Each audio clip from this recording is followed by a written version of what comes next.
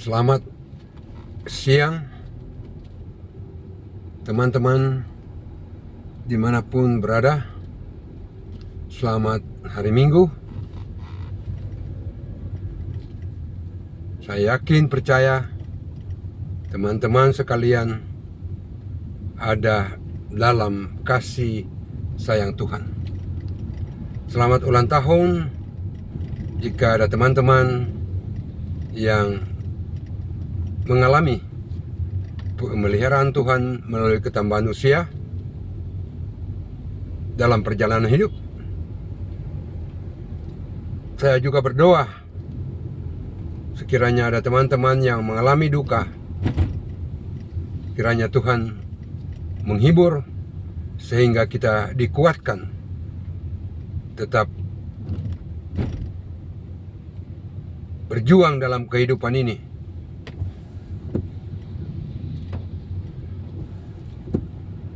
Kesempatan terindah ini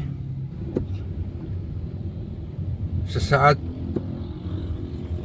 kita renungkan firman Tuhan dalam Injil Lukas 24 ayat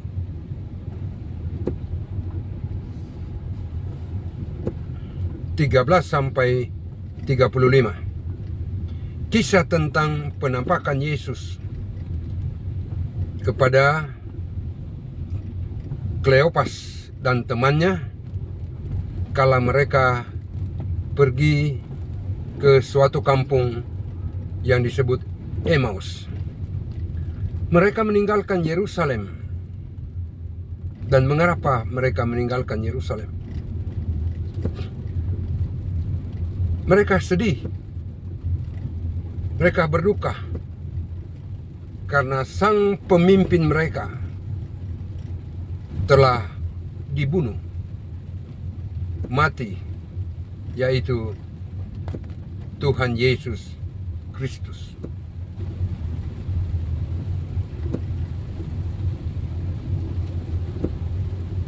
Itulah topik percakapan mereka kala keluar kota ke Emmaus. Topik tentang bagaimana Yesus dibunuh oleh orang-orang yang berbuat jahat terhadapnya.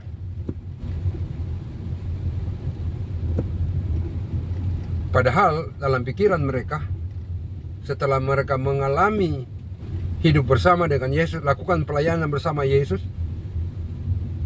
Yesus diharapkan menjadi pemimpin umat Israel. Tetapi kenyataannya karena Yesus mati, maka pupus harapan itu. Tidak ada pemimpin lagi yang memimpin mereka, maka mereka keluar seperti anak ayam ditinggalkan mati oleh induknya. Mereka sedih. Tema kesedihan, tema kematian itu yang mendominasi percakapan mereka di tengah perjalanan. Dan pada saat itu Yesus menampakkan diri. Namun sayang, Yesus menampakkan diri, mereka tidak mengenalnya. Mata mereka tertutup, seperti ada katarak yang menghalangi pandangan mereka. Mengapa demikian? Karena tadi bahwa yang mereka pikirkan, yang mereka percakapkan hanyalah mati dan mati Yesus. Melupakan pesan firman Tuhan,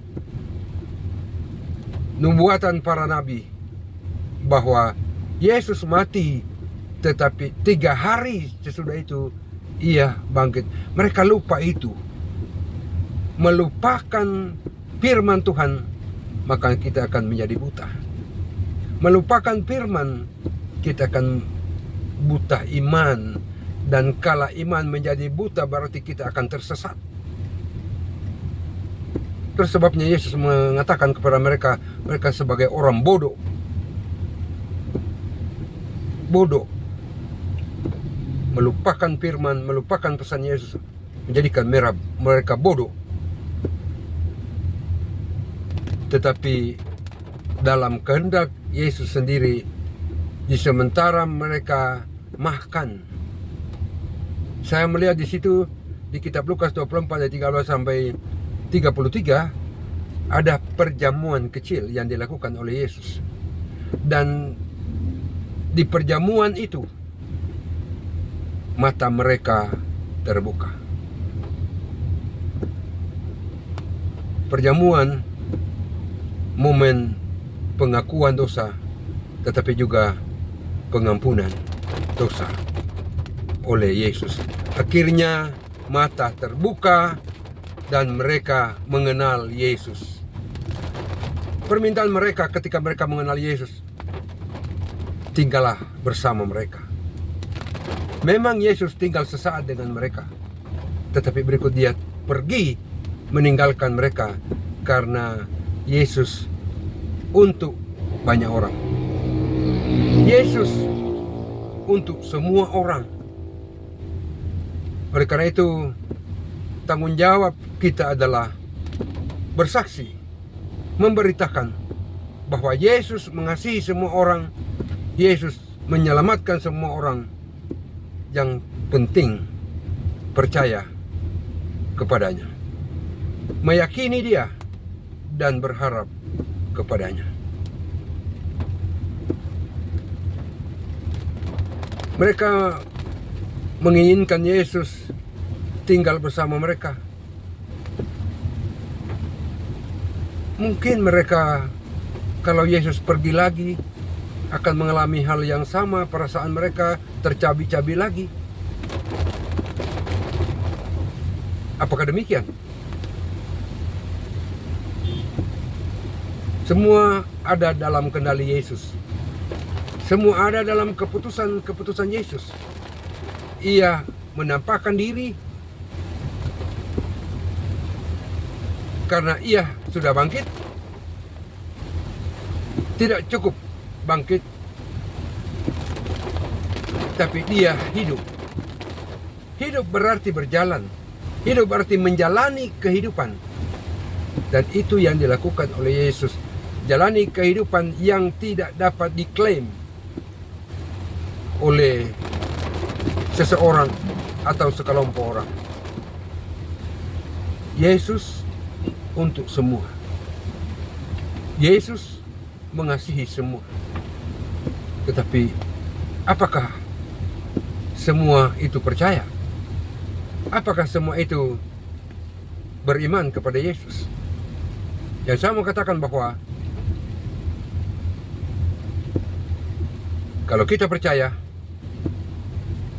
kepada Tuhan Yesus, maka kasih-Nya nyata buat kita. Walaupun jauh, walaupun Tuhan menjauh dari kita, dari tempat kita, tetapi jika iman kita kuat kepadanya, maka Dia dekat dengan kita. Satu syair lagu, Yesus hanya sejauh doa. Ada doa, ada Tuhan di situ. Kleopas dan temannya mengalami suasana baru, bahwa tinggalkan pikiran lama yang mati-mati itu sudah dikalahkan, tetapi hadirkan pikiran baru, itu berpikir hidup dan menghidupkan. Yesus mati dan bangkit serta hidup, maka kita berpaut kepada Tuhan yang hidup. Masa depan buat kita ada karena Yesus hidup. Sangatlah memalukan jika kita percaya kepada Yesus kalau Yesus tidak bangkit dan tidak hidup. Sekali lagi, sangatlah memalukan iman kita kalau Yesus tidak bangkit dan hidup. tetapi karena hidup, maka Dia menghidupkan kita. Karena hidup, maka kiranya kita terus memposisikan diri sebagai orang yang berinovasi dalam kehidupan, dalam kesaksian, dalam pelayanan, dalam usaha kerja, dimanapun. Yesus bangkit, Yesus hidup, berarti kita hidup. Mengapa demikian? Karena hidup kita bergantung kepada Yesus. Apa yang terjadi dalam diri Yesus, maka itu juga terjadi dalam diri kita yang percaya kepadanya. Yesus mati, kita mati. Yesus bangkit dan hidup, kita pun hidup. Berpautlah kepada Kristus agar kita tetap hidup walaupun tantangan, persoalan, pergumulan menghadang kita. Kiranya Yesus terus menguatkan kita agar hidup yang ada pada kita jalani dalam karya-karya nyata bagi diri kita, tetapi juga bagi diri sesama. Tuhan Yesus memberkati. Amin.